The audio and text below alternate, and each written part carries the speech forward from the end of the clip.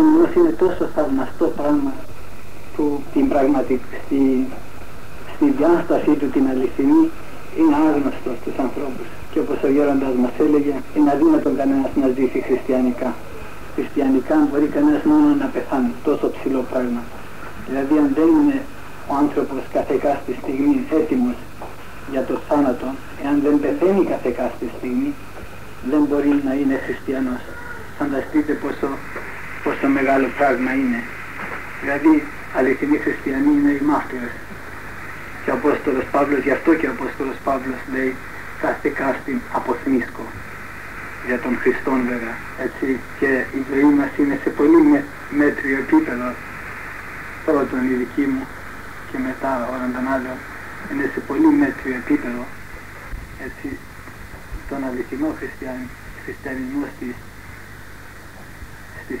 τον αυθεντικό χριστιανισμό στις αληθινές του διαστάσεις δεν το γνωρίζουμε δυστυχώς. Είναι αγγελόμορφη ζωή, ή μπορούμε να πούμε χριστοειδής μορφή. Είναι μίμηση Θεού, όπως έλεγε ο Άγιος Ιγνάτιος ο Θεοφόρος. Βέβαια αν φυλάγαμε τις υποθήκες ή την διαθήκη που κάναμε με τον Θεό στο βάπτισμα, τότε θα ήταν φυσικό για μας. Αλλά επειδή δεν φυλάξαμε αυτούς τους όρους, υστερούμεθα. Βρήκα μια ιδέα στους Αγίους Πατέρες που μου έκανε μεγάλη εντύπωση, είναι από τον Άγιο Μάξιμο τον Ομολογητή. Λέει ότι αν κάποιος βαφτιστεί και μπορέσει να αποφύγει την αμαρτία και να τηρήσει τις εντολές του Χριστού, κανονικά δεν έπρεπε να πεθάνει, ούτε φυσικών θάνατων. Οπωσδήποτε πνευματικών θάνατος δεν πεθαίνει. Και όμως ο Θεός κατ' οικονομία αφήνει να πεθάνει ένας τέτοιος άνθρωπος για να είναι μιμητής του ιδίου του Θεού που πέθανε για μας, αλλά αυτού του είδους ο θάνατος τότε γίνεται κατάκριμα του θανάτου και αρχή ζωής αιωνίου. Δηλαδή στη ζωή μας συνέχεια μια μονομέριμνα πρέπει να έχουμε. Αν αμαρτήτως φυλαχτεί με ημάς, το που λέμε στην προσευχή. Εφόσον αποκόψουμε την αμαρτία, όσο αποκόψουμε την αμαρτία, καθαρίζουμε τον εαυτό μας, αγνίζουμε εαυτούς, όπως λέει ο Ευαγγελιστής Ιωάννης, τόσο αθάνατοι γινόμαστε. Όπου όμως η αμαρτία είναι το κεντρί του θανάτου και εναποθέτει μέσα του θανάτου. Αλλά τι άρχισα να λέω, δεν ξέρω τι να πω. Έτσι αγωνιζόμαστε, έχουμε έναν όγκο μέσα μας και προσπαθούμε να αποθέσουμε αυτόν τον όγκο, όπως λέει ο Απόστολος, όγκον αποθέμενοι, αυτό που γίνεται από την ευπερίστατον αμαρτίαν, λέει, τρέχομεν των δρόμων προς τον αρχηγόν και τελειωτήν της πίστεως ημών Ιησού. Αυτός ο όγκος, η περίσσια της κακίας, είναι τα πάθη που κληρονομήσαμε, που αναπτύξαμε στη ζωή μας, και αυτά τα πάθη έχουν δημιουργήσει ένα τείχος μεταξύ μας και του Θεού. Και όλος ο αγώνας είναι πώς να ελευθερωθούμε από αυτά τα πάθη για να έχουμε άμεση κοινωνία με τον Χριστό. Και ο αγώνας αυτός είναι δύσκολος και προσπαθούμε με τον αγώνα μας να πείσουμε τον Θεό ότι είμαστε δικοί Του. Όπως λέει ο ψαλμός, σώσι με Κύριε, σώσον με. Είμαι δικός Σου Κύριε, σώσον με. Αλλά δεν φτάνει να το λέει ο άνθρωπος, δεν φτάνει να λέει ο άνθρωπος στον Θεό, σώσι μη, σώσον με. Πρέπει να ακουστεί και η φωνή του Θεού, ναι, Υιός μου είσαι σήμερον και γενικάθε. Δηλαδή πρέπει η κραυγή του, η μετάνοια του να ξεπεράσει το ηθικό επίπεδο και να ανεβεί στο οντολογικό, το πνευματικό επίπεδο, και τότε ο Θεός πείθεται ότι όντως είναι άξιος ο άνθρωπος να του εμπιστευτεί το ειδικό του, διότι εκείνο που μας δίνει ο Θεός στην αρχή, η χάρις που μας δίνει ο Θεός στην αρχή όταν μας καλεί κοντά Του, δεν είναι δικό μας πράγμα. Είναι άδικος πλούτος, είναι ο άδικος μαμονάς, είναι καθαρά δωρεά του Θεού. Είναι από την άκρα φιλανθρωπία του Θεού και δεν είναι δικό μας, και επειδή δεν είναι δικό μας, έρεται από μας. Θεός το παίρνει από μας, το κρύβει από μας για να δοκιμάσει την πιστότητά μας. Και όταν έρθει αυτή η δεύτερη περίοδος της δοκιμής, κάνουμε μεγάλον αγώνα να αποδείξουμε στον Θεό αυτά τα λόγια που λέει ο ψαλμός: «Σώσι με, Κύριε, σώσον με, δικός σου είμαι, Κύριε, σώσον με». Και όταν φτάσει, όπως είπαμε, η κραυγή μας στα ότα του Κυρίου Σαβαώθ, όπως έφτασε η κραυγή του Χριστού για μας, όχι για τον εαυτό του, η Γεσημανή, όταν προσευχόταν με τα κραυγής ισχυράς και δακρύων, όπως λέει προς Εβραίους επιστολής, και εισηκούστη από τις ευλαβίες. Λέω, όταν η κραυγή μας φτάσει στο maximum, τότε ο Θεός ανοίγει την πόρτα και λέει: «Ναι, τώρα φάνηκες πιστός στα λίγα και εγώ θα σε καταστήσω κληρονόμων για όλα. Πάντα τα εμά θα έστι. Όλα όσα είναι δικά μου, δικά σου είναι». Και γίνεται παιδί του Θεού. Δηλαδή λαμβάνει την χάρη της υιοθεσίας με ένα μόνιμο τρόπο. Πάντα τα εμά θα έστι. Και ο άνθρωπος στην προσπάθεια του σε αυτόν τον αγώνα προσπαθεί, βέεται, μετανοεί, κλαίει, αλλά είναι ακόμα σε ένα επίπεδο, μπορούμε να πούμε, ψυχολογικό, ανθρώπινο. Αλλά από τη στιγμή που θα ανοίξει ο ουρανός και θα ευδοκίσει ο Θεός να προφέρει και εκείνος τον λόγο του, τότε γίνεται η αληθινή αναγέννηση του ανθρώπου. Τότε λαμβάνει υπόσταση ο άνθρωπος πνευματική. Τότε και ο άνθρωπος είναι πνευματικών. Δηλαδή μεταβαίνει από μια ύπαρξη, αυτή την πρόσκαιρη, την φθαρτή, στο πραγματικό είναι το αιώνιο. Δηλαδή λαμβάνει οντολογική υπόσταση ο άνθρωπος. Είναι λόγοι σύγχρονοι της ψυχολογίας, αλλά δεν μας πειράζει τίποτε. Είναι για να πούμε ότι δεν έχουμε κόμπλεξ μπροστά στη φιλοσοφία ή στην ψυχολογία. Η δική μας η παράδοση τα έχει όλα και από χρόνων αιωνίων. Εμείς είμαστε που δεν την κατέχουμε, δεν είμαστε φορείς της. Αλλιώς όλα τα μέγιστα επαγγέλματα, τα μεγαλύτερα δωρήματα έχουν δοθεί σε μας, λέει ο Απόστολος Πέτρος. Έχουμε γίνει θείας κοινωνή φύσεως. Έχουμε γίνει θείας φύσεως κοινωνή, λέει ο Απόστολος. Με το να μπορέσουμε να συμμετάσχουμε στην φύση, εδώ εννοεί την ενεργητική φύση του Θεού, το να συμμετάσχουμε στις ενέργειες του Θεού, όλα τα μέγιστα επαγγέλματα, οι δυνάμεις, οι δωρεές του Θεού έχουν μεταδοθεί στη δική μας τη φύση. Δηλαδή ο άνθρωπος γίνεται Θεός κατά χάρη, γίνεται ένας μικροθεός, για να δοξάζεται ο Θεός βέβαια, να φαίνεται ο Θεός ότι βασιλεύει μέσα σε ένα πανηγύρι, σε μια συναγωγή μικρών Θεών. Θαυμαστός ο Θεός εν της Αγίας. Μέσα σε αυτή την συναγωγή των μικρών Θεών βασιλεύει ο μεγάλος και άναρχος Θεός. Αλλά όταν ο άνθρωπος μεταβεί από το ψυχολογικό επίπεδο στο αιώνιο και οντολογικό επίπεδο, και εκείνος γίνεται άναρχος. Όχι κατά την προέλευση, αλλά κατά την ποιότητα της ζωής της οποίας έγινε φορές. Βλέπετε, αν έτσι έχουν τα πράγματα, και οπωσδήποτε έτσι είναι, διότι είναι άψεστα τα λόγια του Θεού, ψεύτης είναι μόνο ο άνθρωπος. Αν έτσι είναι, βλέπετε πόσο μεγάλο πράγμα είναι ο χριστιανισμός. Και φοβάμαι πως τον αληθινό χριστιανισμό ελάχιστοι κατά γενεάν τον γνωρίζει, και στις μέρες μας γίνεται μια μεγάλη προπαγάνδα να ονομαστεί η εποχή μας μεταχριστιανική εποχή. Και εγώ νομίζω ότι δεν υπήρχε ποτέ χριστιανική εποχή. Δεν υπήρχε ποτέ χριστιανισμός. Υπήρχαν ελάχιστοι άνθρωποι κατά γενεά που γνώριζαν τον Χριστό σε όλες του τις διαστάσεις. Και στο βάθος του και στο ύψος του και σε όλο του το πλάτος. Δηλαδή το εγνώριζαν το μυστήριο του Σταυρού του, έτσι. Αλλά είναι, ξέρετε, ο πονηρός χρησιμοποιεί τέτοιους όρους και τέτοιες ιδέες για να πλανήσει τους ανθρώπους, για να μας καταπίει, όπως λέει ο Απόστολος, διότι έχουμε ανάγκη από σωστή θεωρία, από σωστή πνευματική θεωρία, εάν θα μπορέσουμε να έχουμε πλούσια ζωή, εμπνευσμένη οδό, εμπνευσμένη έφεση προς τον Θεό. Όσο πιο πλούσια είναι η θεωρία μας, όσο πιο μεγάλη είναι η θεωρία μας, τόσο πιο μεγάλη θα είναι η ορμή μας προς αυτόν τον ζώντα και αληθινών Θεών. και τόσο πιο πλούσια θα είναι στα χαρίσματά του.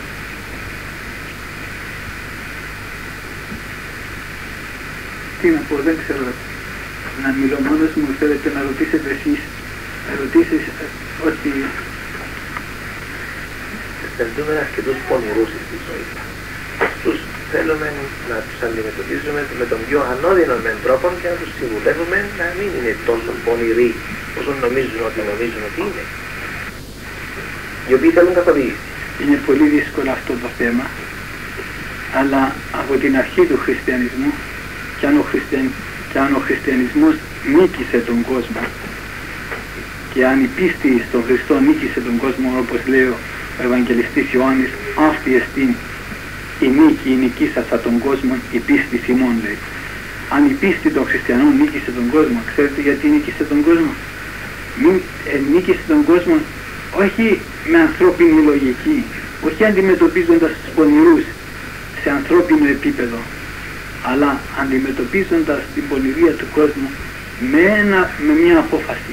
Ο χριστιαν, όπως είχαμε πει στην αρχή, με μια απόφαση να αποθάνομαι για τον Χριστό. Τώρα το Ισλάμ έχει μεγάλη έξαρση και θέλει να κατακυριεύσει όλη τη γη και σκοπό έχει να φωνεύσει δια της βίας διαπυρός. Εάν εμείς μπορούμε να νικήσουμε το Ισλάμ μόνο αν είμαστε αποφασισμένοι να πεθάνουμε, όχι να σκοτώσουμε όπως εκείνοι είναι αποφασισμένοι να σκοτώσουν, αν είμαστε αποφασισμένοι να πεθάνουμε, τότε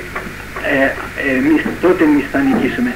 Και ακριβώς με αυτόν τον τρόπο οι πρώτοι χριστιανοί νίκησαν τη Ρωμαϊκή Αυτοκρατορία με το μαρτύριο. Δεν υπάρχει λογική. Αν πάμε με τη λογική θα συντριβούμε. Αλλά αν πάμε με ανθρώπινη δικαιοσύνη θα απαγοητευτούμε και θα δούμε ότι δεν υπάρχει δικαιοσύνη πάνω στη γη. Η αληθινή δικαιοσύνη πάνω στη γη είναι ο Σταυρός του Χριστού. Ο Σταυρός του Χριστού έγινε ζυγαριά που ζυγίζει την δικαιοσύνη. Με άλλα λόγια, μόνο με το καλό μπορούμε να νικήσουμε το πονηρό. Και γι' αυτό ο Απόστολος Παύλος πολλές φορές λέει στους Κορινθίους, Κορίνθιοι λέει, γιατί δεν προτιμάτε να αδικήσετε παρά να αδικείτε?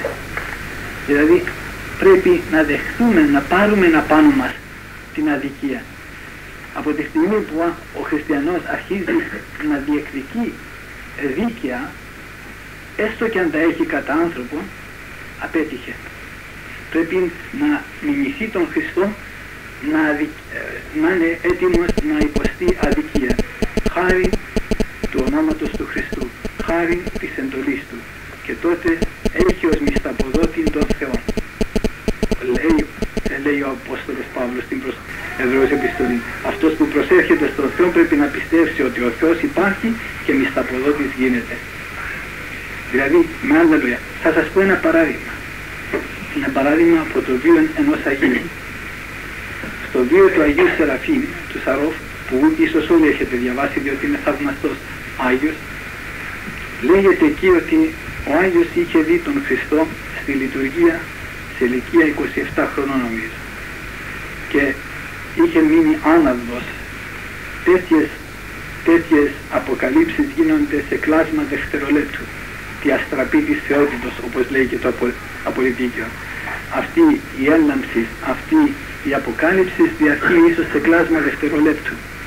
Είναι η αστραπή της θεότητος, αλλά φωτίζεται ο νους του ανθρώπου και αγκαλιάζει όλη τη χτίση απ' άκρου ως άκρου, όπως η αστραπή αγκαλιάζει όλο το σύμπαν από Ανατολών μέχρι Δυσμών, έτσι και ο νους του ανθρώπου θα φωτιστεί από το Πνεύμα του Θεού. Και έμεινε άναυδος. Και σε αυτό το κάνω λίγη ερμηνεία, λίγη εξήγηση. Σε αυτό το κλάσμα δευτερολέπτου, όποιος αξιωθεί αυτής της αποκαλύψεως, αυτής της ελάμψεως, βλέπει όλα τα μυστήρια του είναι, και του αιωνίου και του ανθρωπίνου.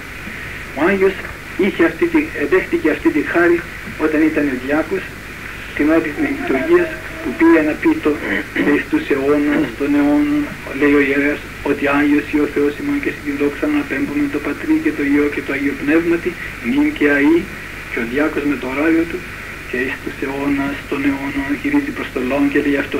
Και εκείνη την ώρα είδε μπροστά του τον Χριστόν ερχόμενο στον κόσμο με τα δόξης. δηλαδή είδε την δόξα του Χριστού και έμεινε άναυδος. Ο ηγούμενος της Μονής, που ήταν άνθρωπος πνευματικός, κατάλαβε το αληθινό, κατάλαβε ότι ήταν ενέργημα Θεού και του λέει κάθισε στην άκρη και δεν είναι ανάγκη να λειτουργήσεις στο ιερό. Και έμεινε κάθιστο στην άκρη εκεί μέχρι το τέλος της λειτουργίας, γιατί ήταν μεγάλο το, ας πούμε, ο κλονισμός αυτός. Όπως βλέπουμε και στην περίπτωση του Ζαχαρίου του προφήτου, όταν μπήκε μέσα στο ιερό να θυμιάσει και ήρθε πίσω άναυδος, διότι είχε δει τον άγγελον του Κυρίου και κατάλαβαν τότε ότι πρόκειται περί οπτασίας. Αυτός ο Άγιος μετά από αυτή την οπτασία η ζωή του άλλαξε, διότι ένας άνθρωπος που ταξιωθεί της ελάμψεως άνωθεν, μετά την έλαμψη δεν είναι πια συνήθις άνθρωπος. Ο νους του λειτουργεί με άλλο τρόπο πια. Ο νους του παίρνει μια στροφή 180 μοιρών και βλέπει συγχρόνως και αυτή τη ζωή, αλλά έχει και μπροστά του συνεχώς την άλλη ζωή. Βλέπει σε κάθε τι την ενέργεια του Θεού, τον δάχτυλο του Θεού, τα μυστήρια του Θεού και το παν που βλέπει τον ανάγει σε μεγαλύτερο πλήρωμα αγάπης Θεού. Καταλαβαίνετε? Αυτή είναι η λεγόμενη θεωρία που λένε οι πατέρες. Βέβαια μετά από τέτοια οπτασία ο Άγιος ήταν γεμάτος από αυτό το πνεύμα του Θεού και ήταν δοσμένος σε κάθε έργο ευσεβίας. Πέθανε αυτός ο γέρος ο διακριτικός, ο ηγούμενος που τον σκέπαζε. Διότι ξέρετε και Άγια, δεν υπάρχει κανένας άλλος Άγιος και πρεσβύτερος μέσα στο ίδιο μοναστήρι να τους σκεπάζει, μπορεί να τεθούν υποδιωγμών. Είναι φαινόμενο δυσφόρητον για μας τους αμελείς ανθρώπους οι Άγιοι. Είναι κρίσεις για μας. Όπως ο Χριστός ήταν κρίσεις για τον κόσμο όταν ήταν στον κόσμο, μην κρίσεις εστί το κόσμο, όπως λέει στο Ευαγγέλιο, έτσι και οι Άγιοι για τη γενεά τους είναι κρίσεις. Καταλαβαίνετε για ποιο λόγο? Διότι μας ελέγχουν με τη ζωή τους. Γι' αυτό και τους Αγίους πολλές φορές οι Άγιοι έχουν διωχθεί, να μην πω πάντοτε, και είναι νόμος πνευματικός αυτός. Ο Κύριος είπε «Οι εμέ δίωξαν και εμάς διώξουσι» και δεν υπάρχει μαθητής μείζων του διδασκάλου. Εάν εμένα το διδάσκαλο με δίωξαν και εσάς θα διώξω. Το λοιπόν, συγγνώμη που έκανα μεγάλες παρενθέσεις, ο Άγιος μετά από αυτή την οπτασία είναι για να δείξουμε ποια είναι η δικαιοσύνη του ανθρώπου και ποια του Θεού τώρα που μιλάμε αυτό. Μετά από αυτή την οπτασία είχε δοθεί στην άσκηση, παραδόθηκε στο πνεύμα της χάριτος του Χριστού. Και πέθανε αυτός ο γέρος, ο ηγούμενος, ο διακριτικός που τον σκέπαζε, που τον σκέπασε και την ώρα της λειτουργίας και που τον σκέπαζε μέσα στο μοναστήρι για να μπορεί να επιδίδεται σε αυτά τα έργα, την άσκηση. Και ήσαν δύο υποψήφοι για την ηγουμενία, ο Άγιος Σεραφείμ και ακόμα ένας άλλος. Ο Άγιος Σεραφείμ που γνώρισε αυτή την εσωτερική ζωή και αυτόν τον πλούτο της ζωής δεν ήταν τρελός να θέλει το αξίωμα της ηγουμενίας και όλη μέρα να παλεύει με τα θελήματα των ανθρώπων, να έχει υποθέσεις και ασχολίες αυτού του κόσμου, χτίσματα και χαλάσματα και εργάτες και αρχές και όλα αυτά που έχουν δυστυχώς οι επίσκοποι μας και πρέπει να το συμπαθούμε για αυτό το πράγμα. Πρέπει να προσευχόμαστε για τους επισκόπους μας και για τους ηγουμένους. Δηλαδή είναι πολύ δύσκολη η θέση των επισκόπων. Οι επίσκοποι είναι σαν τα σκυλιά στα σύνορα του αμπελιού για να διώχνουν τα αγριογούρουνα από το αμπέλι. Καταλαβαίνετε, είναι πολύ δύσκολη η θέση των επισκόπων. Είναι στα όρια της Εκκλησίας για να φυλάουν την Εκκλησία. Και καταλαβαίνετε, δεν μπορούν να μην κάνουν και λάθη καμιά φορά. Συγγνώμη σας το λέω, εγώ έχω μεγάλη συμπάθεια για τους επισκόπους. Ό,τι και να μου πούνε δεν δέχω με τίποτε. Διότι είναι πολύ δύσκολη η θέση τους και εγώ την καταλαβαίνω. Ο Άγιος Σεραφείμ δεν ήθελε να μπει σε αυτή τη θέση να πάρει την οικουμενία και να... Εγώ ήθελα να μείνει, να έχει τη ζωή του όλη εν Χριστώ. Και αποτραβήστηκε και άφησε τον άλλο να γίνει ηγούμενος. Ο άλλος αντί να εκτιμήσει την ταπείνωση του Αγίου Σεραφείμ, ότι μόλις έγινε ηγούμενος άρχισε να τον καταδιώκει και να θέλει να τον βγάλει από το μοναστήρι, να τον ξοστρακίσει. Και ο Άγιος Σεραφείμ πικράνθηκε. Λέει, μα εγώ παραχώρησα τη θέση σε αυτόν. Τότε γιατί με διώκει τώρα? Και πικράστηκε. Κατά άνθρωπον είχε δίκιο. Πνευματικά δεν είχε δίκιο και αμέσως έχασε την χάρη εκείνη τη μεγάλη που είχε. Η πικρία, όσο δίκαια και να είναι κατά άνθρωπο, ερημώνει τον άνθρωπο. Δεν μπορεί να έχει πνεύμα Θεού η πικρία. Διότι υπάρχει, όπως είπαμε, ο Σταυρός του Χριστού. Όταν κατάλαβε ότι εξέπεσε από εκείνη τη μεγάλη χάρη που είχε όταν είδε τον Χριστό, έγινε σαν τρελός ο Άγιος και αποτραβήχθηκε στην έρημο και 1000 μέρες και 1000 νύχτες πέρασε πάνω σε μια πέτρα φωνάζοντας «Ο Θεός ηλάν σπίτι μη τα αμαρτωλώ». Δεν το έκανε αυτό εκ προγράμματος, διότι ήταν τόσο ευλαβής και κάθισε πάνω στην πέτρα και προσευχόταν ευλαβικά 1000 μέρες και 1000 νύχτες. Το έκανε διότι αισθάνθηκε ότι έπεσε από εκείνο το επίπεδο το οντολογικό που λέγαμε προηγουμένως στο επίπεδο το ηθικό, το ανθρώπινο, που δεν βγαίνεις από αυτό. Δεν υπάρχει δικαιοσύνη. Είναι λαβύρινθος, είναι γόρδιος δεσμός. Και γι' αυτό ήταν έτοιμος να πεθάνει πάνω στην πέτρα, μέχρι ο Θεός να τον καθαρίσει από αυτή την πικρία, μέχρι ο Θεός να αποκαταστήσει την καρδία του σε αυτή τη χάρη που είχε πριν. Και έτυχε να διαρκέσει αυτό 1000 μέρες και 1000 νύχτες. Δεν ήταν φρόγα. Και μετά αποκαταστήθηκε σε αυτή τη χάρη που είχε όταν είδε τον Χριστό.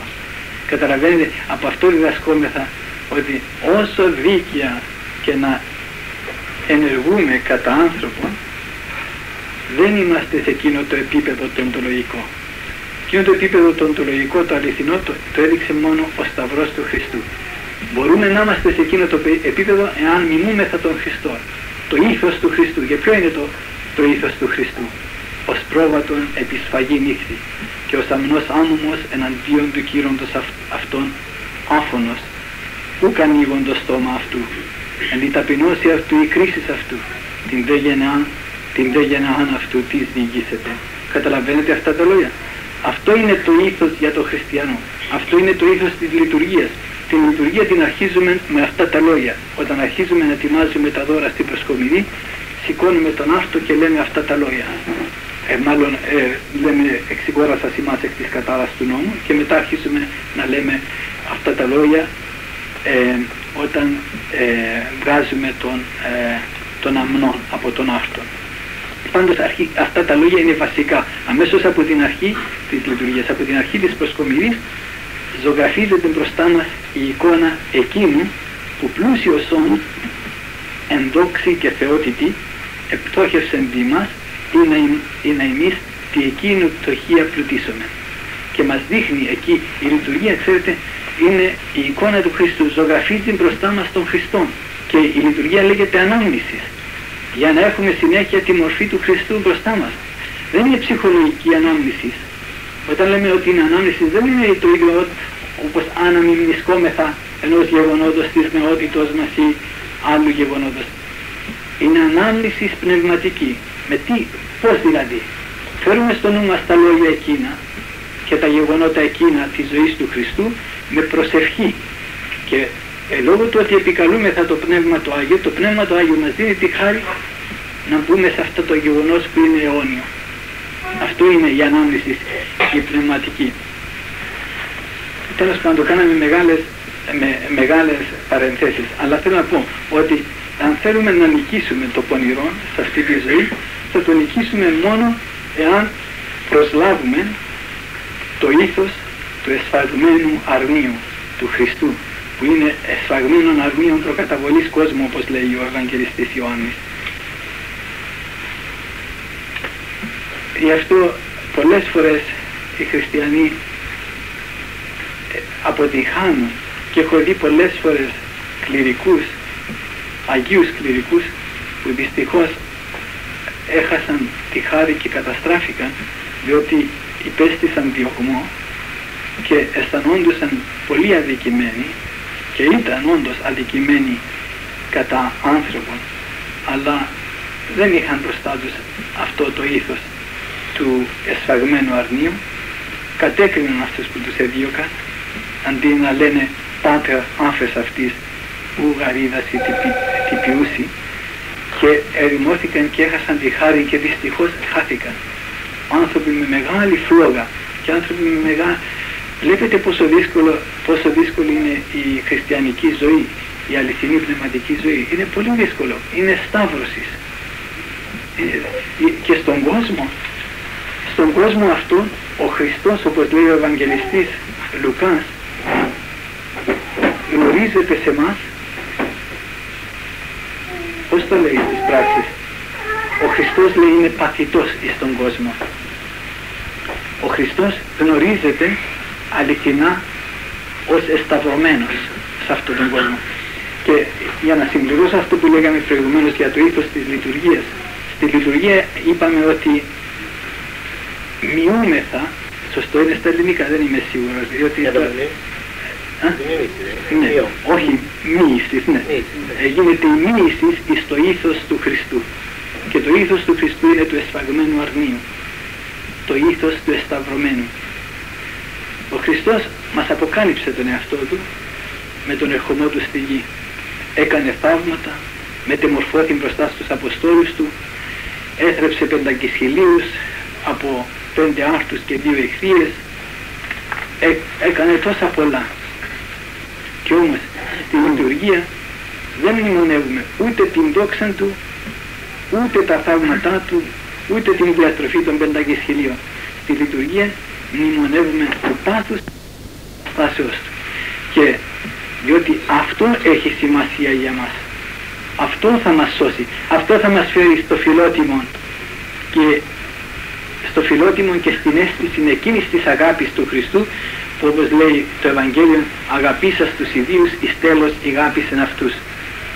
Και ότι όταν ο άνθρωπος έρθει σε αίσθηση και κατανόηση αυτής της αγάπης του Χριστού, και ο ίδιος είναι έτοιμος να παραδοθεί στον Χριστό με την ίδια εις τέλος αγάπη. Και τότε γίνεται η αυθεντική χριστιανική ζωή. Καταλαβαίνετε. Γι' αυτό και ο Απόστολος Παύλος, όταν μιλούσε στους χριστιανούς και έγραφε στους χριστιανούς, δεν προσπαθούσε να τους μάθει να κάνουν θαύματα ή να κάνουν τέρατα και σημεία, αλλά τους έλεγε, για παράδειγμα, όταν επιτιμούσε τους Γαλάτας, σου λέει, «Ω ανόητοι Γαλάτε, ενώπιον των οποίων προεγράφει Χριστός και ούτως εσταυρωμένος». Δεν έχει αποκτήσει ακόμα την αγάπη για τους εχθρούς, ακόμα δεν νίκησε τον θάνατο. Πολύ ωραίο να το λέμε, θα είναι δύσκολο. Το ξέρω, αλλά πάλι να το αρνηθούμε θα είναι, πώς να πω, θα είναι βλασφημία, διότι ο Κύριος το λέει. Είναι η εντολή του Κυρίου. Και πώς να πούμε, είναι η μόνη οδός αν θέλουμε να γίνουμε όντως παιδιά του Θεού. Καταλαβαίνετε, δεν υπάρχει αλλιώς. Και αν πάρετε, ξέρετε, στο Ευαγγέλιο, πάντοτε θαυμάζω το 5ο κεφάλαιο του Καταμαθαίων Ευαγγελίου. Και όχι μόνο το 5ο και το 6ο και το 7ο. Αυτά τα 3 κεφάλαια του Καταμαθαίων Ευαγγελίου. Θαυμάζω και προβαντώ στους μακαρισμούς με τους οποίους αρχίζει η επί του όρους ομιλία του Χριστού σε αυτά τα 3 κεφάλαια. Και είναι σαν μια σκάλα από τη γη μέχρι τον ουρανό. Και ποιο είναι το τελευταίο σκάλι, ο τελευταίος στέφανος, ο τελευταίος βαθμός της τελειότητος? Όταν ονειδήσωσεν και διώξωσιν ημάς οι άνθρωποι και ύποσιν παν πονηρών ρήμα καθημών ψευδόμενοι ένεκεν του Χριστού, και εμείς χαίρουμε δι' αυτό. Αυτό είναι το τελευταίο σκαλί. Το πρώτο σκαλί είναι μακάρι πτωχή το πνεύμα, διότι αυτό είναι στην Βασιλεία του Νου. Το πρώτο σκαλί, όπως έλεγε και ο γέροντάς μας, είναι η αίσθηση της πνευματικής πτωχίας. Όταν ο άνθρωπος έχει τέτοια αίσθηση της πνευματικής του πτωχίας που ζει σαν τρελός πάνω στη γη. Δηλαδή ζει πως σαν τρελός, δηλαδή δεν έχει ανάπαυση βλέποντας τα χάλια του εν συγκρίση με την Αγία κλίση του Χριστού. Καταλαβαίνετε την κλίση της εντολής του Χριστού. Και όλοι εμείς είμαστε ίσοι μπροστά στον Χριστό, μπροστά στον Θεό. Γιατί είμαστε ίσοι? Ναι, διότι όλοι έχουμε λάβει τις ίδιες εντολές. Όλοι έχουμε λάβει τις ίδιες δυνατότητες. Γι' αυτό και είμαστε ίσοι. Εμείς είναι που κατεργαζόμαστε των βαθμών του αιωνίου μέλλοντος μας. Καταλαβαίνετε, ανάλογα με την ανταπόκρισή μας στις εντολές του. Άρα δεν είναι προκαθορισμένα τι ζητήσει ο κάθε άνθρωπος στη ζωή του, είναι προκαθορισμένα του κάθε ανθρώπου. Είναι και δεν είναι. Ακούστε. Ακούστε, είναι και δεν είναι. Δεν είναι διότι ο άνθρωπος είναι ελεύθερος. Είναι διότι ο Θεός προβλέπει την απάντηση του ανθρώπου στην κλίση του των χρόνων αιωνίων. Προβλέπει πως θα ανταποκριθεί στην κλίση του κάθε άνθρωπος και τον προορίζει. Τον προορίζει προβλέποντας την ελευθέρα ανταπόκριση του ανθρώπου. Διότι μπροστά στον Θεό και τα μέλλοντα είναι ως παρόντα. Βλέπει και τα μέλλοντα ως παρόντα. Καταλαβαίνετε, δεν υπάρχει απόλυτος προορισμός. Αυτός ο προορισμός είναι προορισμός εκ προοράσεως. Καταλαβαίνετε, ο κάθε ένας είναι ελεύθερος και ότι γίνεται χωρίς ελευθερία δεν έχει αξία αιώνια. Ότι για να έχει μπροστά στον Θεό κάτι αξία πρέπει να είναι ελεύθερη ανάληψη του ανθρώπου. Ο ίδιος δεν λέει ως της θέλει ο πίσω μας. Αφού ακόμα και όταν θέλουμε όλοι μας στην καρδιά είναι δύσκολο να πραγματοποιήσουμε αυτό τον θαυμαστόν και μεγαλειώδη σκοπό της χριστιανικής ζωής. Πόσο μάλλον, πώς μπορούμε να το πραγματοποιήσουμε όταν μας πρόχνουν, όταν είναι με τα σταγνιά μας. Είναι δυνατό αυτό το πράγμα. Πρέπει να το θέλουμε με όλο μας το είναι, με όλη μας την καρδιά και ακόμα τότε πρέπει να δοκιμαστούμε μέχρι τέλους. Και δεν πάω να θαυμάζω αυτό το βιβλίο του Ιώβ. Ο διάβολος δεν εντυπωσιαζόταν από την ευλάβεια και την δικαιοσύνη του Ιώβ μέχρι που τον έβαλε στο τεστ μέχρι τέλους, μέχρι που τον δοκίμασε μέχρι τέλους, μέχρι που ο Ιώβ έξινε και τις τάχκες του ακόμα πάνω στην κοπριά και είπε μέχρι και ακόμα και τότε ο Ιώβ έλεγε ή το όνομα Κυρίου ευλογημένο, δηλαδή έμεινε στο οντολογικό επίπεδο και οι φίλοι του λέγαν, η γυναίκα του λέγε βλασφήμα να γλιτώσεις, βλασφήμα το Θεό να γλιτώσεις. Οι φίλοι του που έκαναν τους δικαίους, που μοιάζουν με τους δικαίους χριστιανούς, αυτούς τους δικαίους παρεαυτείς, του έλεγαν οι φίλοι του, οι θεολόγοι που τον περιέβαλαν, του έλεγαν κάπου έχεις αμαρτήσει, γι' αυτό πας. Είχαν πολύ δικανική αντίληψη της δικαιοσύνης του Θεού. Ο Ιώβ έλεγε, ούτε θα βλασφημίσω, ούτε είναι διότι είμαι αυτόν. Κάτι κρύβεται, ο Θεός ξέρει. Και θα υπομείνω την παιδεία του Θεού. Καταλαβαίνετε, όπως αλλού λέει ο προφήτης, η πίσω παιδεία Κυρίου ότιήμαστον αυτό. Θα υπομείνω την παιδεία του Θεού γιατί αμάρτησα, είμαι αμαρτωλός. Αυτή είναι η αληθινή γνώση, η αληθινή θεωρία, η πνευματική. Και ο διάβολος δεν, όταν είδε ότι ο Ιώβ ήταν δίκαιος παραπάντα στους ανθρώπους, είχε τέτοια δικαιοσύνη, θυσίαζε κάθε μέρα στον Θεό, μήπως και τα παιδιά του αμάρτησαν με τον λογισμό τους, όχι ο ίδιος. Μήπως τα παιδιά του αμάρτησαν με τον λογισμό τους εκεί που δούλευαν και έκανε θυσίες για να τα εξηλώνει ακόμα και τα παιδιά του. Δηλαδή δεν υπήρχε πάνω στη γη άλλος δίκαιος σαν τον Ιώβ. Και ο διάβολος δεν το λογάριαζε αυτό. Λέει στο Θεό όλο του τα έδωσες. Γι' αυτό και σε αγαπάει, γι' αυτό και είναι δίκαιος. Λέω ο Θεός καλά, δοκίμασέ τον. Και τον εγκατέλειψε. Μόνο την ψυχή του μην εμπλήξεις. Ότι η ψυχή του δεν είχε κανένα πτέσμα, γιατί να... Δηλαδή τον παρέδωσε σε αυτή την παιδεία του εχθρού. Και όταν ο Ιώβ έμεινε πιστός μέχρι τέλους και ο Θεός τον επεστίασε με την δόξα του στο τέλος, τότε ο διάβολος εσχύνθηκε, κατεσχύνθηκε. Ήταν και προτύπωση του Χριστού ο Ιώβ. Και ξέρετε τι σκεφτόταν και τι έλεγε ο Ιώβ. Αχ, λέει, πριν άκουγα για σένα, λέει στον Θεό. Τώρα όμως σε γνωρίζω. Και λυπόταν ο Ιώβ που δεν υπέμεινε ακόμα περισσότερα για έναν τέτοιο Θεό. Δηλαδή αυτά είναι τα παραδείγματα της ελευθερίας που έπρεπε να έχουμε μπροστά μας. Καταλαβαίνετε, πρέπει να γνωρίσουμε, πρέπει να δοκιμαστεί ο άνθρωπος. Αλλιώς πώς να το εμπιστευτεί κανένας τον πολίτη μου Μαργαρίτη. δεν θα τον εκτιμήσει. Όπως λέει η Γραφή, είχε τον πλούτον της αιωνιότητας, τον είχε ο άνθρωπος. Ήτανε εν τιμή και ούσι νίκε. Δεν το εκτίμησε και παρασυνευλήθη τις κτίνες ή της ανοήτης και έγινε σαν ζώο, σαν κτίνος, διότι ευήθησε το νου του στην αγάπη των χτισμάτων του ορατού κόσμου και όχι στην αγάπη του αιωνίου Θεού. Έστριψε το πρόσωπό του που έβλεπε προς τον Θεό, όπως τον έπλασε ο Θεός, έπλασε τον Θεό, τον άνθρωπο ο Θεός με μια φορά προς την αιωνιότητα, με μια φορά προς το πρόσωπο του αιωνίου Θεού. Και ο άνθρωπος κοίταξε έτσι τον χτιστόν κόσμο, το ξύλο της γνώσεως του καλού και του κακού. Ξέρετε οι πατέρες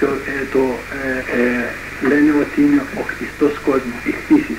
Κοίταξε τον κόσμο και τον είδε ότι ήταν ωραίος και τον επόθησε με τις αισθήσεις και ξέχασε τον Θεό και άρχισε να τον επόθησε με τις αισθήσεις και ξέχασε τον Θεό και άρχισε να απολαμβάνει με τις αισθήσεις τον χτιστόν κόσμο.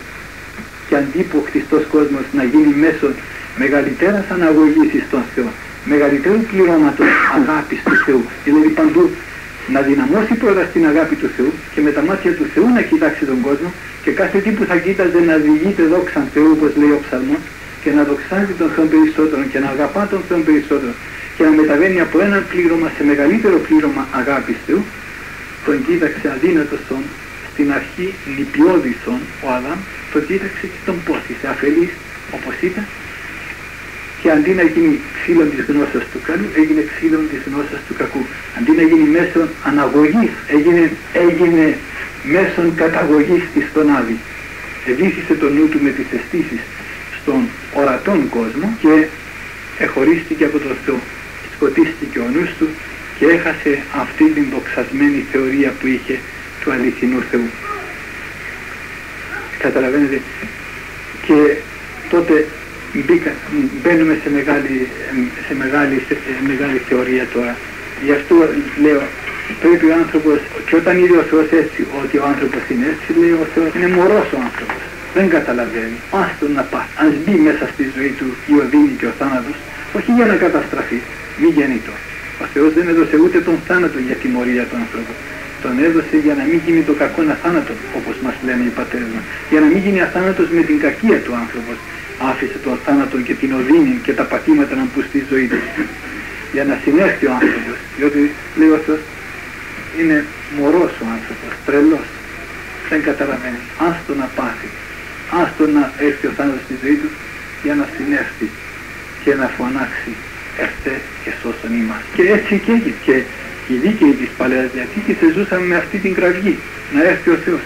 Και καταλαβαίνετε, έτσι και τώρα, αν ο άνθρωπος δεν πάθει, δεν θα γνωρίζει. Για την μεταστάσεις που ακούμε τόσα πολλά είναι εύκολες.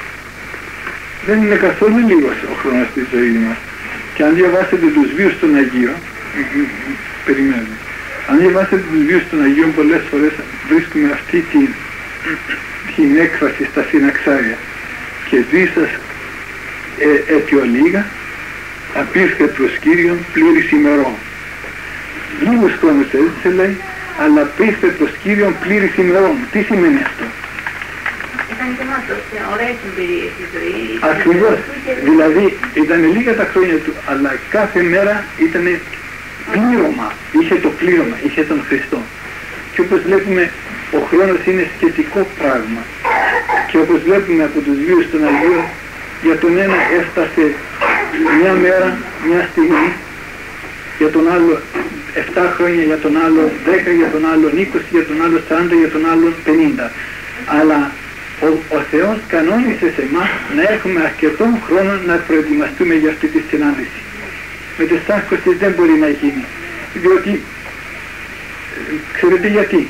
Όπως λέει ο Απόστολος Παύλος, θα εμφανιστούμε ενώπιον του κριτηρίου του Θεού για να απολαύουμε για τα έργα που επιήσαμε μαζί, το σώμα και η ψυχή. Γι' αυτό και ακόμα δεν έγινε η κρίση του Θεού. Οι ψυχές ακόμα δεν έχουν βρεθεί, διότι περιμένουν την Ανάσταση των σωμάτων για να γίνει η κρίση του Θεού και να είναι δικαία. Διότι τα καλά και τα κακά σε αυτή τη ζωή τα έχουμε κάνει με το σώμα μας. Και μόνο τότε θα είναι κρίση δικαία όταν η ανταπόδοση είναι και στο σώμα μας και στην ψυχή. Δεν μπορεί μια ψυχή να έχει πολλά σώματα. Ο άνθρωπος είναι ενιαίος. Η γίνεται με τα μικρά μωρά των 7 πάνω από αυτό που πέσαμε τώρα. Δεν του δόθηκε καθόλου ευκαιρία. Τι αμαρτίες έκανε, τι καλά έργα έκανε, τι εμπειρίες επέρασε. Και πώς θα... Αυτό σε μένα δόθηκαν 80 χρόνια, σε αυτό δόθηκαν 7 χρόνια. Ξέρεις, υπάρχει απαντήσεις και σε αυτό. Αλλά αν αρχίσουμε να ρωτάμε γιατί, δεν θα φτάσει όλος ο χρόνος της ζωής μας. Και οι πατέρες μας διδάσκουν ότι η σύνεση του χριστιανού είναι να μην ρωτάει γιατί, αλλά να ρωτάει πώς. Αν θέλετε να είσαστε συνετοί και να κερδίσετε όλο το χρόνο της ζωής σας, να εξαγοράσετε την αιωνιότητα ολόκληρη μέσα στον χρόνο της ζωής σας, όπως λέει ο Απόστολος Παύλος, εξαγοραζόμενοι των καιρών ημών, να μην ρωτάμε ποτέ το γιατί. Αλλιώς θα μπλέξουμε στα ανθρώπινα που δεν έχουν διέξοδο. Θα μπλέξουμε σε τραγωδίες και σε ανθρώπινα. Πρέπει να ρωτάμε το πώς. Δηλαδή, τι. Να ρωτάμε πώς, Κύριε, σε κάθε περίπτωση, σε κάθε γεγονός της ζωής μου, σε κάθε θέμα, πώς εγώ μπορώ να αντιδράσω ώστε να μην αμαρτήσω. Και τότε ο Θεός θα με φωτίζει και θα ζω και θα οδεύω πρόσωπο προς πρόσωπο προς το Θεό. Διότι αν αρχίσουμε να σκεφτόμαστε γιατί, θα εμπλακούμε στην διάνοιά μας. Και αυτό είναι μορία. Εάν ρωτάμε όμως πώς, παραδιδόμενοι στην πρόνοια του Θεού και στη δική του σοφία, τότε θα είμαστε αληθινά σοφοί. Όπως λέει ο Απόστολος Παύλος, αν θέλει κάποιος από εσάς να γίνει σοφός, γενέστο πρώτον μωρός, λέει. Δηλαδή, πώς γινόμαστε μωροί? Σταυρώνουμε τη διάνοιά μας, το νου μας. Δεν εμπιστευόμαστε στη διάνοιά μας, αλλά παραδιδόμαστε στο Θεό. Και τότε γνωρίζουμε ότι αυτή η σταύρωση είναι Θεού δύναμης και Θεού σοφία. Έχω μια απορία. Εκεί που ο Χριστός θεραπεύει τον τυφλό που ήταν ευκαιρετής, οι μαθητές του ρωτήσανε αν λέω ποιος μάρτυσε, οι γονείς του ή αυτός, αφού γεννήθηκε γενετής τυφλός, πώς μάρτυσε? Ξέρετε, καλά που μου το θύμισες αυτό, διότι ταιριάζει με αυτό που ρώτησε η κυρία προηγουμένως. Υπήρχε η αντίληψη για μετεσάκωση ακόμα και στις ημέρες των Αποστόλων. Και στην ουσία, εκεί οι Απόστολοι είχαν αυτή τη σκέψη μέσα τους. Όταν ρωτούσαν αυτό, είχαν και τη σκέψη αυτή και ο Χριστός τους λέει ακριβώς, ούτε αυτός ούτε οι γονείς. Και μην ρωτάτε το γιατί, διότι αυτά είναι κρίματα Θεού και εκείνο που έχει σημασία είναι ότι ο Θεός δείχνει την δόξα του. Δηλαδή σε κάθε περίπτωση μπορεί ο άνθρωπος να βρει την δόξα του Θεού, οποιαδήποτε και να ήταν η αιτία, οποιαδήποτε και να ήταν η αρχή. Και όταν κανένας δει την δόξα του Θεού, τότε λύνονται και όλα τα προβλήματα. Πανερχόμαστε στον Ιώβ. Ο Ιώβ πριν να δει την δόξα του Θεού ήταν γεμάτος από ερωτήματα, θυελώδη ερωτήματα. Όσοι έχετε, ορίστε, όπως και εμείς, διαβάστε το βιβλίο του Ιώβ, όσοι αντεφρέστε που διαβάζετε τόσα μυθιστορήματα, διαβάζετε τόσες εφημερίδες κάθε μέρα, ολόκληρο βιβλίο κάθε εφημερίδα. Διαβάστε ένα βιβλιαράκι του Ιώβ και θα δείτε. Ήταν θυελώδης τα ερωτήματα που παρουσιαζόντουσαν μπροστά τους. Και η πάλη του με τον Θεό να τα κατανοήσει ήταν, τι να σας πω, τιτάνια. Και στο τέλος, όταν του εμφανίζεται αυτή η δόξα, δεν είχε κανένα ερώτημα. Όπως ο Κύριος λέει, εν εκείνη τη μέρα που και ρωτήσετε με ουδένα. Εκείνη τη μέρα όταν θα δείτε την δόξα μου, δεν θα έχετε κανένα ερώτημα. Δηλαδή θα μεταβείτε από αυτή τη ζωή που είναι γεμάτη σύγχυση, γεμάτη αντιφάσεις, γεμάτη σκοτάδι, θα μεταβείτε στο αληθινό επίπεδο το οντολογικό που αρχίσαμε να μιλάμε στην αρχή και τότε δεν θα έχετε, θα είναι λυμμένα όλα τα ερωτήματά σας, όπως είχαμε πει προηγουμένως. Η θεότητα αποκαλύπτεται σαν αστραπή σε μια στιγμή, αλλά δίδεται σε εκείνη τη στιγμή που είναι κλάσμα χρόνου, στιγμή, δίδεται η γνώση όλων των μυστηρίων, των οδών της σωτηρίας, όλων των μυστηρίων του είναι και του θεϊκού και του ανθρωπίνου. τότε ο άνθρωπος γνωρίζει και τον Θεό και τον εαυτόν του. Εν το φωτί σου οψόμεθα φως. Εν τη αληθεία του Θεού γνωρίζουμε και τη δική μας αλήθεια. Εν το φωτί του Θεού γνωρίζουμε και το δικό μας φως. Αυτό που ψάλλουμε στην δοξολογία. Εν το φωτί σου οψόμεθα φως. Βέβαια, πώς να πούμε, όλη αυτή τη γνώση και όλη αυτή την θεωρία την έχουμε μέσα στην Εκκλησία του Χριστού, όταν γινόμαστε μέλη του σώματος του Χριστού. Και για να γίνουμε μέλη του σώματος του Χριστού, πώς μπορούμε να γίνουμε μέλη του σώματος του Χριστού εάν δεν μετέχουμε στα μυστήρια Του, αν δεν αρχίσουμε με τη μετάνοια. Αρχή του Ευαγγελίου Κυρίου Ιησού Χριστού, λέει ο Απόστολος Ευαγγελιστής Μάρκος, και αρχίζει και εκεί παρουσιάζει τον Ιωάννη και αρχίζει, μετανοείται, ήγγι και γάρη βασιλεία των ουρανών. Ο Χριστός αρχίζει το κήρυγμά του με το μετανοείται. Δηλαδή δεν μπορεί να έχουμε τέτοια ζωή αν δεν αρχίσουμε με τη μετάνοια, αν δεν αρχίσουμε με την αλλαγή όλης μας της ζωής, να γίνει αυτή η στροφή που έλεγαμε στην αρχή, η στροφή των 180 μοιρών. Τότε να αλλάξει όλο μας το φρόνημα. Βλέπετε, να σας πω και ακόμα μια ιστορία και θα καταλάβετε. Ο Χριστός πήγε σε ένα χωριό και εκεί ήταν δύο αδερφές, η Μάρθα και η Μαρία, και οι δύο είχαν αγάπη στον Χριστό και οι δύο ήσαν αφοσιωμένες στον Χριστό. Η μια αποφάσισε ότι με λίγα πρόχειρα φαγητά φτάνει και κάθισε στα πόδια του Χριστού και άκουγε τον λόγο. Η Μάρθα έμπαινε και έβγαινε να φτιάξει ένα σωρό φαγητά για να ευχαριστήσει τον διδάσκαλο με τα φαγητά. Και ναι, βλέπετε, η Μαρία είχε όλη την ειρήνη ακούγοντας τον λόγο του Χριστού. Η Μάρθα, παρόλο ότι τα έκανε για τον Χριστό, ήταν συγχυσμένη και μετά της νέωσε, όπως λέμε στα κυπριακά, μετά της ήρθε και ταράπαινο και διαμαρτυρήθηκε στον Χριστό και του ζήτησε να μεσολαβήσει, να την βοηθήσει και αδελφή της, να φύγει και εκείνη από τα πόδια του Χριστού και να αρχίσει να μαγειρεύει και να φτιάχνει τραπέζια. Ξέρετε, και η Μάρθα αγαπούσε τον Χριστό και η Μαρία. Η Μάρθα τον αγαπούσε στο ανθρώπινο επίπεδο, στο ψυχολογικό επίπεδο. Η Μαρία τον αγαπούσε στο οντολογικό επίπεδο, στο αληθινό, το πνευματικό, και ζούσε επί παντή ρήματι εκπορευωμένο εξ στόματος Θεού, όπως λέει η Γραφή. Καταλαβαίνετε, υπάρχουν πολλά επίπεδα ζωής. Γι' αυτό όταν οι χριστιανοί, όταν οι άνθρωποι μιλάνε, ο καθένας έχει και το δικό του επίπεδο. Γι' αυτό και δύσκολα συνεννοούμαστε. Αλλά για να έρθει αληθινή ενότητα μεταξύ των χριστιανών, όπως την θέλει ο Απόστολος Παύλος, και η οποία ενότηση είναι χάρισμα του Αγίου Πνεύματος. Άμα διαβάσετε προσεκτικά τους λόγους του Αποστόλου Παύλου περί χαρισμάτων του Αγίου Πνεύματος, η ενότηση είναι ένα από τα πιο μεγάλα χαρίσματα, τα πνευματικά. Για να υπάρχει αυτή η ενότητα των χριστιανών, πρέπει να υπάρχει ενότητα με τον Χριστό. Όπως έλεγε ο Άγιος ο Βάσδωρος, είμαστε όλοι, λέει, σαν στην περιφέρεια ενός κύκλου. Το κέντρο είναι ο Χριστός. Όσο προχωρούμε προς το κέντρο των Χριστών, προσεγγίζουμε και ο ένας τον άλλο.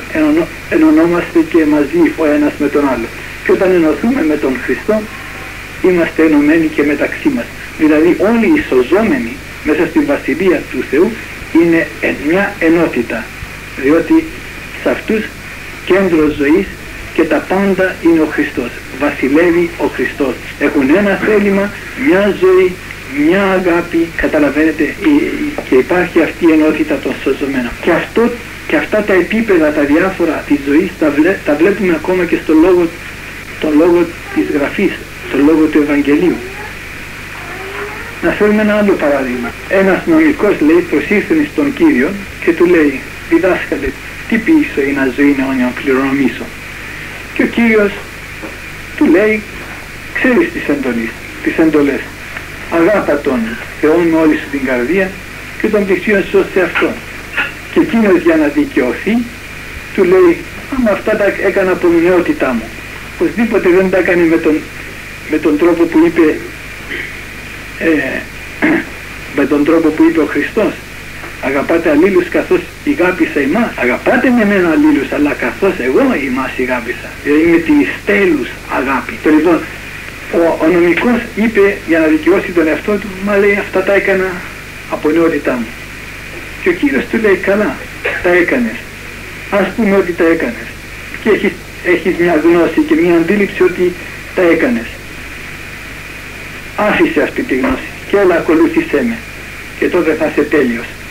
Δηλαδή τι, ο νομικός ήταν σε ένα ανθρώπινο επίπεδο και ήταν δίκαιος κατά τη γνώμη του, διότι νόμιζε ότι τα έκανε. Και ο Κύριος για να αποδείξει το μέτρο του, του λέει, καλά, αφόσον είσαι τέλειος, ακολούθησέ με, έλα. Και τότε θλίβει ο άνθρωπος, δεν μπορούσε να τον ακολουθήσει. Ναι, τότε φάνηκε ότι πράγματι δεν ήταν σε αυτό το επίπεδο. Βλέπετε πόσα στρώματα δικαιοσύνης και πόσα διαφορετικά είδη ζωής υπάρχουν. Εάν όμως διορθώσουμε τον εαυτό μας, διορθώνουμε και όλο τον κόσμο κατά έναν. Έτσι, ας μην ασχολούμαστε με αυτά, ας ασχοληθούμε με τη διόρθωση του κόσμου κατά τον ένα, που είναι ο εαυτός μας. Και τότε θα επέλθει η γενική διόρθωση. Το μόνο επιούσιος είναι η ζωή του ίδιου του Θεού στην ουσία. Αλλά μια μας ρέπει προς τα κάτω. Τι να κάνουμε.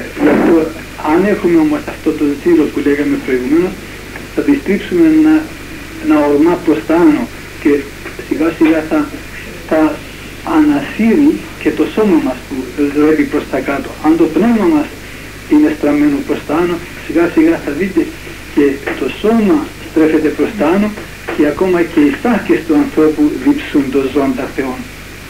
Όπως με το σώμα μας αμαρτάνουμε και με το σώμα μας δοξάζουμε τον Θεό.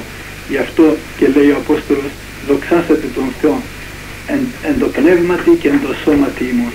Να τα διεξέρθουμε όλα και προφανώς πρέπει να συγχωρήστε με, έπρεπε να κάνουμε όπως έκαναν οι χριστιανοί με τον Απόστολο Παύλο. Παρέτειναν, λέει, τον λόγο μέχρι μεσονυχτίου και εκοιμήθηκε ο ευτυχής πάνω στο παράθυρο και έπεσε από το ανώγιον κάτω. Ακόμα και ο Απόστολος Παύλος όταν μιλούσε, υπήρχαν άνθρωποι που εκοιμώντουσαν. Συγγνώμη. Είναι, άμα διαβάσετε τον λόγο του Αγίου Σιλβανού, εκεί έχει ένα κεφάλαιο περί ταπεινώσεως, που εκεί δίνει πάλι διάφορα επίπεδα ταπεινώσεως. Λέει, αλλά κυρίως διακρίνει δύο είδη ταπεινώσεως. Την ασκητική ταπείνωση, όταν ο άνθρωπος βιάζει τον εαυτό του με αυτομεμψία, να νιώθει ότι είναι χειρότερος πάντων, να βάζει τον εαυτό του υποκάτω πάσης της κτήσεως, όπως λέει, να βάζει τον εαυτό του κάτω από όλη την κτήση, όπως λέει ο Απόστολος Πέτρο. Υποτάγεται πάση τη κτήση δια των Κύριων, λέει ο Απόστολος Πέτρος. Αυτή είναι η ασκητική ταπείνωση, λέει ο Άγιος.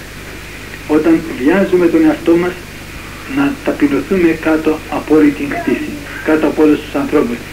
Να πείσουμε τον εαυτό μας ότι είμαστε χείριστοι πάντως.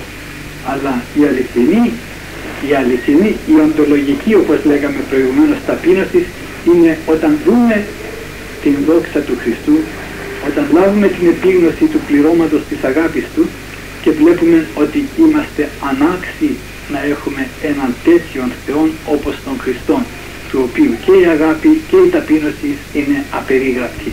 Αυτή είναι η οντολογική ταπείνωση. Και αυτή η ταπείνωση δεν έχει τέλος. Είναι η βίωμα της φύσεως του Θεού.